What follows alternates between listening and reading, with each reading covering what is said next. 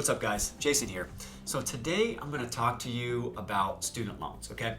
Specifically, we're going to talk about public student loan forgiveness. There's a ton of misinformation out there, so what I want to do today is just get you started with the right information so that if and when you qualify, you actually are doing the right things and you're taking the right steps, okay? So here's the big thing. If you work for a for-profit company, you will not qualify for student loan forgiveness, okay? Never will happen, so don't even worry about it. Watch another video.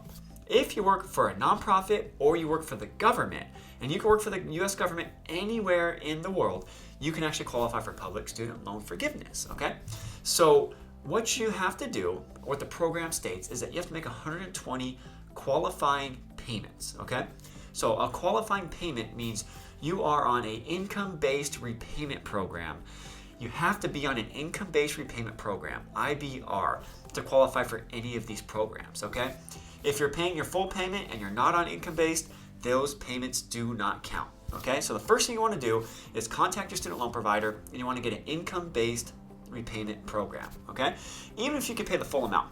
So the income-based repayment program, your payment will never go above the 10-year payoff amount. So that's the most you're going to have to pay. So if you can afford it based on your income, unfortunately, you're not going to get much help or much assistance. But if you're in a low-income situation right now, where your student loans are at least what you make per year, there's a very good chance you're going to be able to qualify. So you want to make sure you're going to get on an income-based repayment program, okay? That's one. Two, you want to make sure that you're getting your payments certified every year, okay? So I'm going to put the link in the notes down here, but you want to go to the studentaid.ed.gov website, and there you can get a certification form. You need to make sure you fill this out, okay?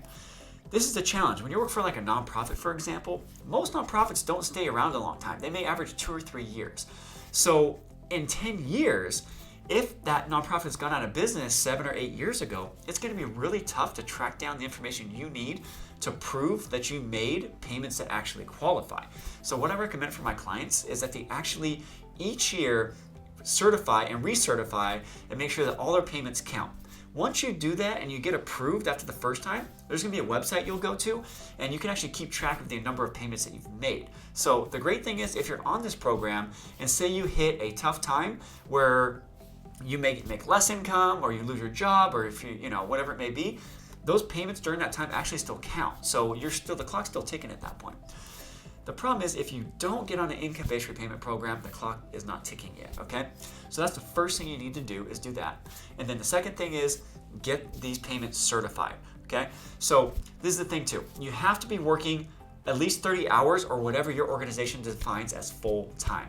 So 30 hours is the general, full-time is what it really is, but you want to make sure that you're doing at least that. If you have one part-time job in a nonprofit, you probably have to pick up a second part-time job to make sure you're hitting those 30 hours. But if you do that, you will be qualified for the student loan forgiveness program if you're doing that, okay?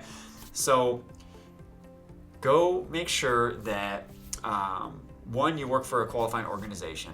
2, you're on an income-based repayment program. And 3, you get your payment certified every year. And make sure that you are working full-time. Here's the other interesting thing. It's 120 total payments. So if you work for a nonprofit for 3 years, for example, and have 36 payments, and then you go to a private company, well, if you go back to a nonprofit, then you can actually start your payment calculator again. They don't just go away. So that's pretty cool. So those are some things to think about. Another thing is that if you work for a church or religious organization, you can actually qualify as well. As long as it's a 501c3, you can qualify. You're not going to get credit for the time that you're preaching or proselytizing. I can't say that word very well, but if you're preaching, you're not going to get credit for that time. But if you're working an administrative role, if you're doing other things like that, you can actually qualify working for a religious organization as well. But they do have to be a 501c3, okay? A lot of people ask me, does it make sense to refinance my loans if I can get a lower interest rate? This is always, it depends, okay? Because it's great to save interest, but at the same time, if you refinance and it's into a private loan, those payments aren't going to count. You can't get forgiveness on private loans. So, you might be able to save some interest, but if you're working for a government organization or a nonprofit, I actually recommend just staying most of the time. It just depends. If you're paying an exceedingly high interest rate, maybe it makes sense. We're going to look at it. But most of the time, it makes sense not to refinance, because here's the other thing. There's a lot less flexibility when it comes to private loans.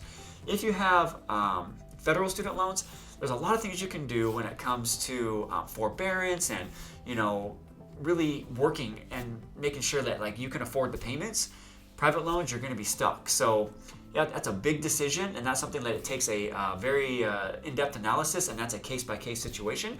But most of the time, I usually recommend just staying it with the federal if you're going to have a chance of forgiveness. If you have no chance of forgiveness, you're in a private company, you're not planning to go nonprofit, then just refinance, get the lowest interest rate. That's not a bad way to go. If your loan forgiveness is likely going to be the 20 or 25 year plan, which means it's an income-driven plan, it's not going for public student loan forgiveness, you have to have a plan. If you have the 20 or 25 year plan for forgiveness, then that means your loans are going to be taxable when they get forgiven. So, man, it can be really scary, because not only are you going from dealing with the banks, which the banks, can only do so much.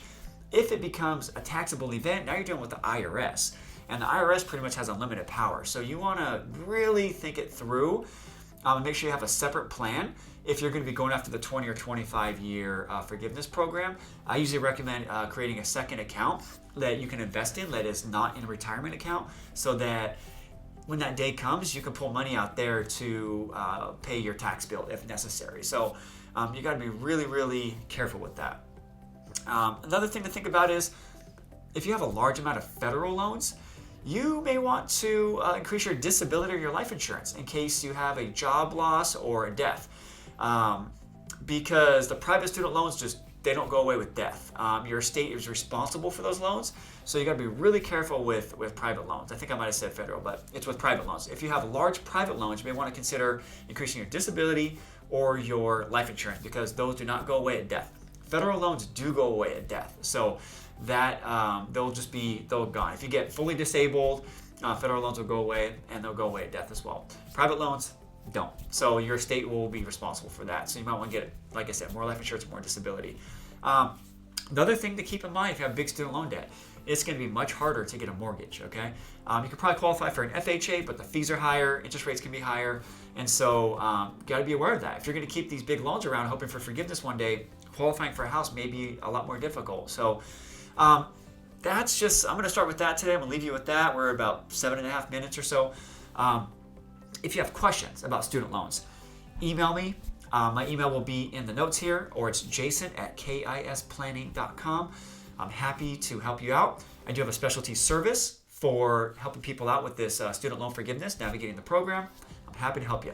If you want to know more, I'll put a link down here below, and then you can go there, and I will give you some more tips on how to handle large student loan debts. And make sure you go there and put your email in, and we'll make sure we stay in contact, and I can help you out going forward. So if you have any questions, jason@kisplanning.com. Please do something about your student loans. Don't just let them sit there. Don't have a plan. Make sure you're taking action, all right? Other than that, have a great day, guys, and hopefully you learned something today. Thanks.